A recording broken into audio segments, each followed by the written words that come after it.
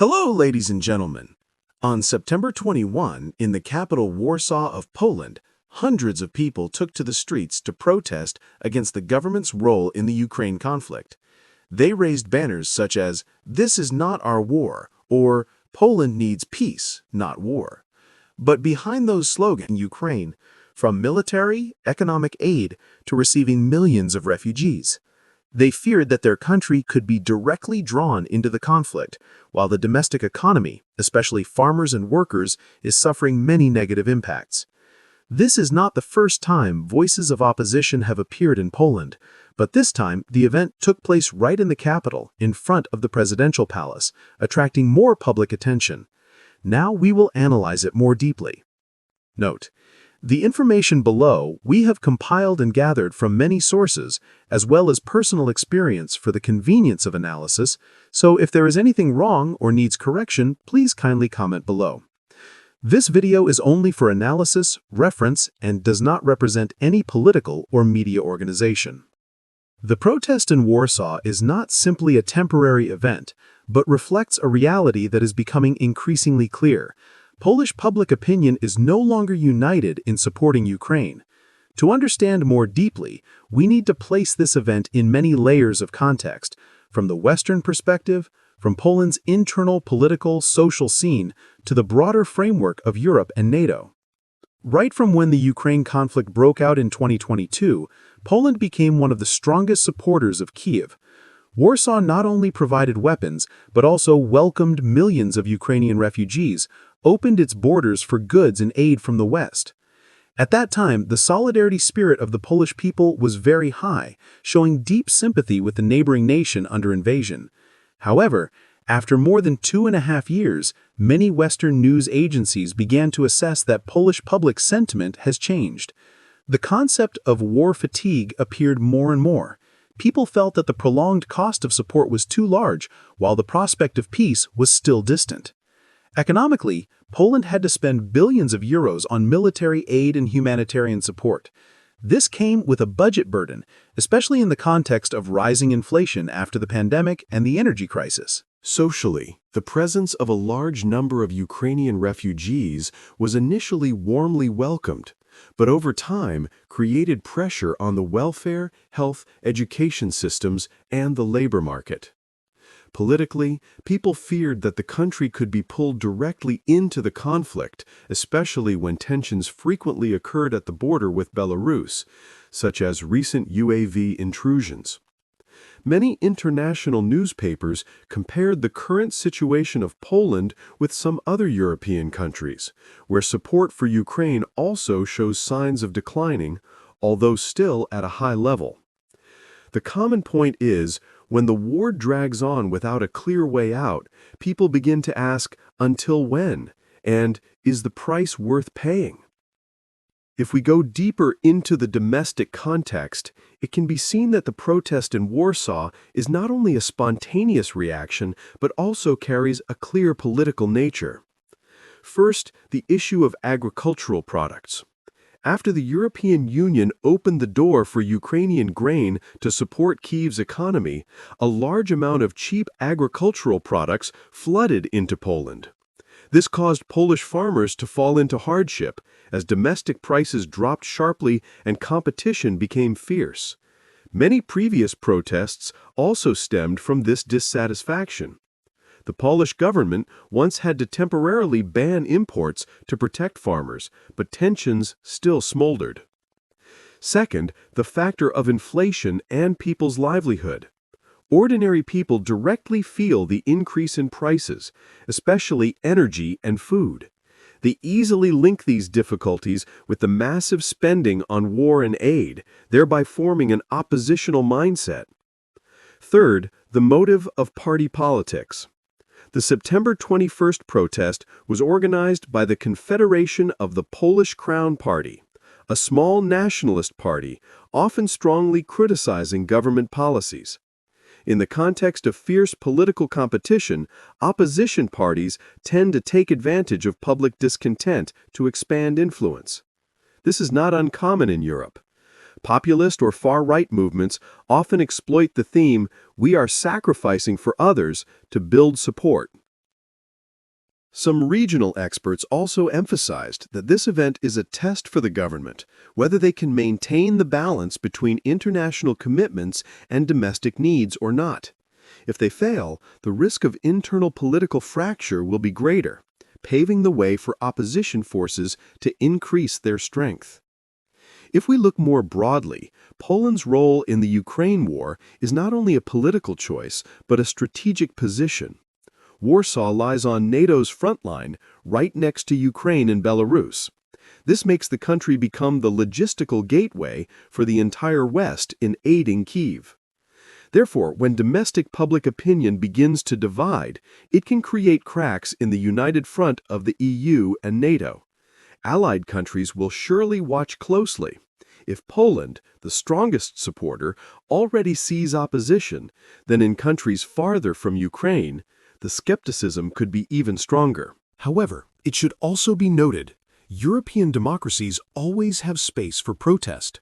Demonstration is a normal part of political life, and it does not necessarily lead to immediate policy change. In reality, many governments still persist with long-term strategies, even when facing protests. The issue is they need to manage skillfully, both keeping international commitments and ensuring that domestic people feel their interests are not overlooked. Here, two hypotheses can be drawn. First, protests like in Warsaw only reflect temporary fatigue and will gradually subside if the government introduces economic, social, soothing measures. Second, if the economic crisis lasts and the war has no way out, the wave of opposition can grow and influence actual policy.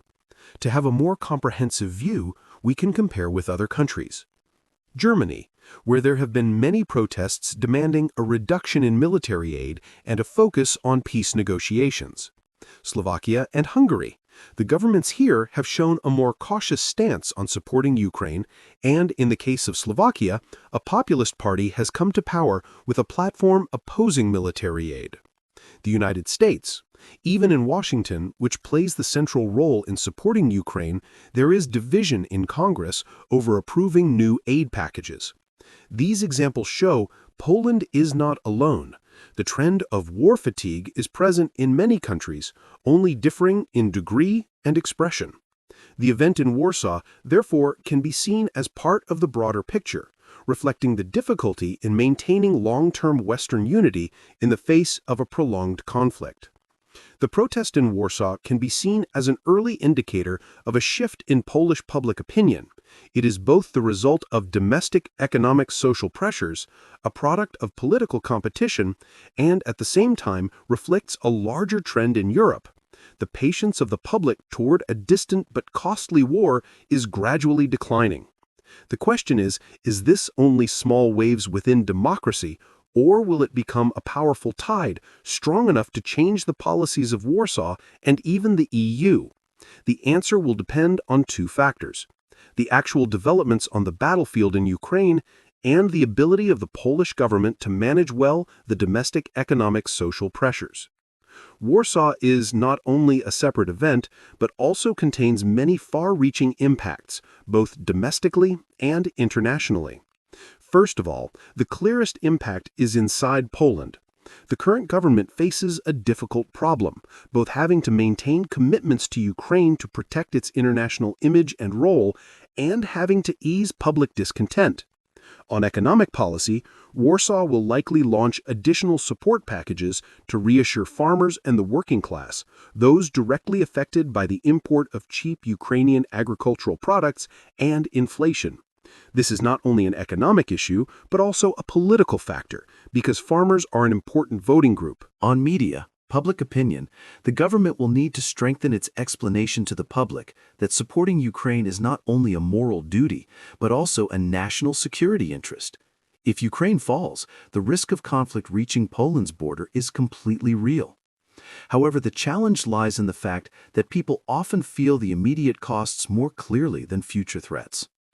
On political life, the protest event can create opportunities for opposition or populist parties to expand their influence. If the government does not manage well, the domestic political balance may change, leading to a less determined foreign policy toward Ukraine. In short, domestically, the most important consequence is the pressure to rebalance between foreign interests and people's livelihood needs, a problem that is not easy at all. Poland has long been considered NATO's front line in supporting Ukraine. Therefore, any sign of instability in Polish public opinion also worries allies. For the EU, the European Union already has differences in approaches to the Ukraine conflict. Some countries, such as Germany and France, emphasize diplomacy, while Poland and the Baltic states strongly support military aid. If even Poland shows opposition, this may encourage those already cautious countries to become even more reserved. For NATO, this alliance relies on consensus and collective commitment. If a key member on the eastern flank like Poland is divided in public opinion, it can affect the speed of decision-making and cohesion in long-term plans. A hesitant Poland will make the logistical corridor, which runs through its territory into Ukraine, a potential bottleneck. Chain reaction. Neighboring countries, such as Slovakia or Hungary, which already have a more skeptical stance toward Ukraine, may use the Warsaw event as an example to reinforce their views. If this trend spreads, European unity on the Ukraine issue will be seriously challenged. In other words, the protest in Warsaw, though only taking place within one city, sends a signal beyond national borders, carrying political weight for all of Europe. On the international level, this event can be perceived in two ways. Russia benefits in terms of messaging. The Kremlin has long hoped for divisions in the West. They can exploit protests like in Warsaw to propagate that European people also oppose the war, thereby weakening the resolve of governments supporting Ukraine. Even if protests do not change policy immediately, psychologically they help Russia reinforce the argument that Western unity is only temporary. A test for the West. Conversely, this event is also a reminder that the West needs a clearer long-term strategy. It cannot rely only on government commitments, but must find ways to sustain public support through financial transparency, fair burden sharing among countries, and provide a concrete roadmap so that people see their sacrifices as meaningful. From the above impacts, several scenarios can be outlined. The Polish government successfully controls the situation by supporting farmers, explaining more clearly about security benefits, and maintaining commitments with Ukraine. In that case, the protest will only stop at the level of a political signal, not spreading further. Public opinion continues to increase pressure if the economic crisis drags on or if there are additional border security incidents. In this case, protests may recur, threatening to weaken the policy of supporting Ukraine. Chain effect on Europe. If similar protests break out in other countries, Western unity will be seriously challenged, creating conditions for Russia to strengthen its position at the negotiating table. Thus, the protest in Warsaw is a small event, but suggests major impacts. Domestically, it pressures the government to balance interests. In Europe, it is a signal of the fragility of unity. On the international level, it is both an opportunity for Russia and a warning for the West that maintaining long-term consensus requires more than political statements. The protest in Warsaw is not simply an act of opposition, but also reflects the growing social and political pressures within Poland. The question is this only a temporary event, or a signal showing deeper change in European public opinion about the Ukraine conflict? What do you think? Is this the beginning of a larger wave of opposition, or just a small highlight in Polish political life? Leave your comments below so we can discuss together.